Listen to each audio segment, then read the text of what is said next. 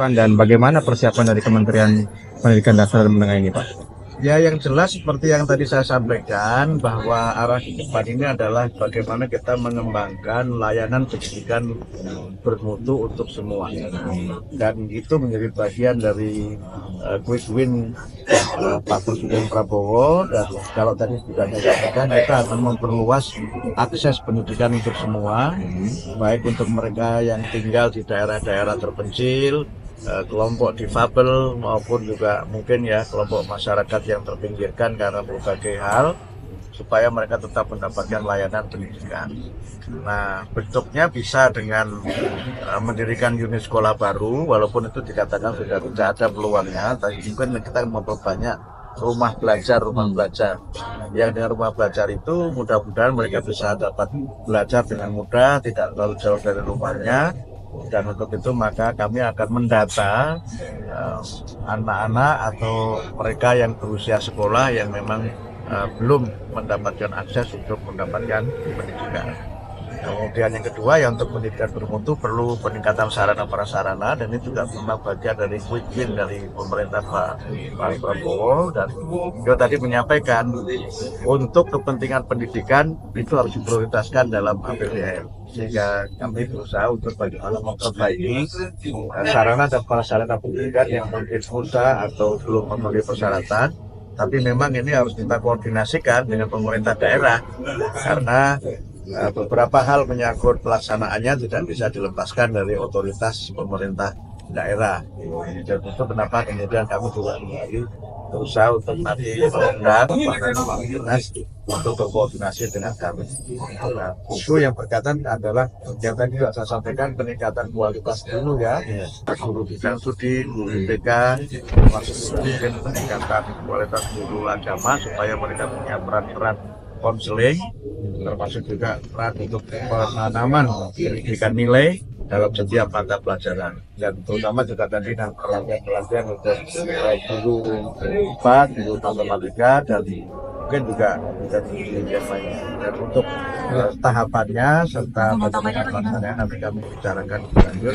Mudah-mudahan ini bisa menjawab kebutuhan dan tantangan untuk meningkatkan kualitas. Anggarannya naik ya, Pak ya? Anggaran. Terima kasih rekan-rekan. Kayaknya iya, tapi angkanya saya belum tahu ya. Baik. Ya, kasih jalan. Ya, ini mau udah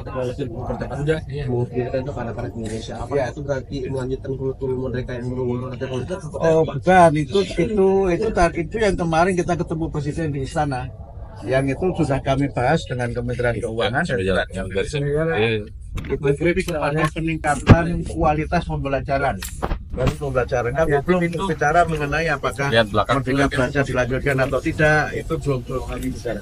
Ya, tadi bentuk afirmasi kepada Bu Supriyadi seperti apa? Beliau kan sekarang sedang apply untuk P3K. Nah, kita bantu untuk pada saat ikut tes, mudah-mudahan dapat diterima. Pak kamera ya. Oke ya. Itu kalau dari kantor bilang mau berhambatannya sekolah unggulan itu konsepnya itu maksudnya kayak RSB dulu atau bagaimana? Dari pemerintah, dan tentu harus dikoordinasikan dengan Kementerian Keuangan dan juga dengan instansi-instansi terkait yang lainnya.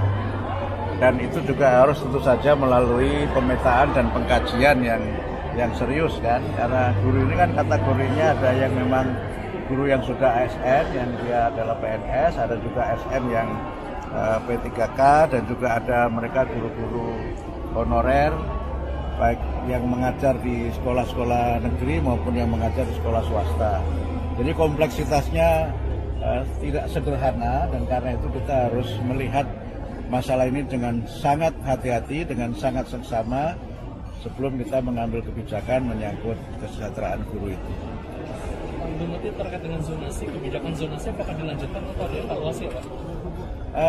Ini juga sesuatu yang semuanya harus kita kaji ya, semua harus kita kaji. Karena kan juga plus minus ya, banyak kebijakan yang dilaksanakan selalu ada pro dan kontra, tapi tentu saja semuanya akan kita lihat secara keseluruhan, tidak secara tergesa-gesa. Karena itu saya dalam beberapa saat ini nanti akan minta masukan dari berbagai pihak, baik dari kalangan pemerintah daerah, dari masyarakat yang menyelenggarakan pendidikan, maupun dari rekan-rekan wartawan, teman-teman masyarakat bisa menyampaikan aspirasinya. Saya berusaha selama memimpin kementerian ini untuk menjadi menteri yang banyak mendengar. Saya kan selama ini banyak ceramah, mungkin nanti saya banyak mendengar, tidak banyak ceramah. Peta jalan pendidikan ada wajib belajar 13 tahun. Nah, dengan ada pendidikan Kementerian Pendidikan Dasar Khusus itu tuh apa sih target dari pendidikan dasar kita? Jadi wajib belajar 13 tahun itu adalah komitmen kita untuk meningkatkan kualitas sumber daya manusia dan terutama adalah pendidikan usia dini. Jadi 13 tahunnya bukan menjadi kelas 13, tetapi prasekolah itu akan menjadi perhatian dan itu juga yang memang menjadi fondasi untuk pendidikan di tanah air kita ini. Di banyak negara maju, pendidikan prasekolah itu sangat penting. Tapi harus kita pahami bahwa pendidikan prasekolah itu tidak semuanya harus diselenggarakan di sekolah formal. Kita kan punya lembaga pendidikan informal dan lembaga pendidikan non formal, sehingga kita mendorong untuk ada kemitraan strategis dengan masyarakat sebagai penyelenggara pendidikan. Ya, untuk wajib belajar kan 12 tahun nih. Sekarang ada di MK itu kan digugat bagaimana swasta juga semakin didukung dan wajib belajar berkualitas itulah yang sekarang ini sedang jadi tantangan kita. Karena Pak itu Prabowo punya pesan khusus. tadi saya menyampaikan bahwa dalam kita melaksanakan program ini harus bergotong royong. Pemerintah tidak bisa bekerja sendirian tanpa dukungan masyarakat. Dan oleh karena itu maka partisipasi masyarakat itu sangat kita perlukan. Saya berusaha untuk bagaimana dalam kesempatan ini menjadikan pendidikan ini sebagai gerakan pencerahan gerakan pencerdasan yang inklusif, partisipatif dan juga adaptif. Yang dengan itu tentu saja kita mendorong partisipasi masyarakat dan juga prakarsa-prakarsa kreatif bagaimana agar pendidikan kita ini lebih maju, dirasakan manfaatnya oleh masyarakat.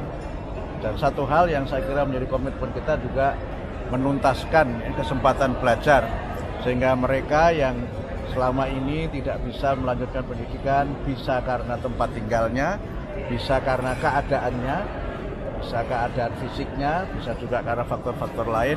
Ini mudah-mudahan bisa kita layani semua karena itu adalah kewajiban konstitusional pemerintah kepada masyarakat karena setiap warga negara itu berhak untuk mendapatkan pendidikan yang bermutu. Terkait kurikulum Merdeka seperti apa? Kami juga harus mengkaji ya, ini kan masih baru kan, kurikulum ini kan masih baru, bahkan penerapannya walaupun sudah dinyatakan harus diterapkan semuanya kan juga dalam prakteknya juga belum semua satuan pendidikan dapat melaksanakan. Jadi kita lihatlah, kita tidak akan buru-buru mengambil kebijakan.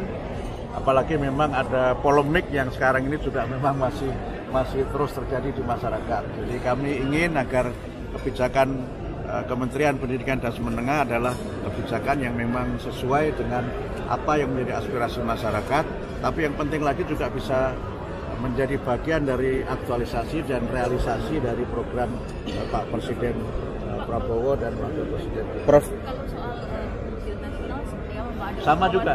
Jadi soal ujian nasional, soal zonasi, kurikulum merdeka, apalagi ya yang sekarang masih menjadi perdebatan, nanti kita lihat semuanya secara sangat seksama dan kami akan sangat berhati-hati. Ada kemungkinan untuk dimunculkan lagi? Saya belum sampai pada keputusan itu. Intinya kami ingin mendengar dulu. Kami ingin mendengar dari internal, juga ingin mendengar dari para pakar, juga dari masyarakat sebagai penyelenggara pendidikan dan juga masyarakat sebagai pengguna jasa layanan pendidikan. Ada yang diprioritaskan untuk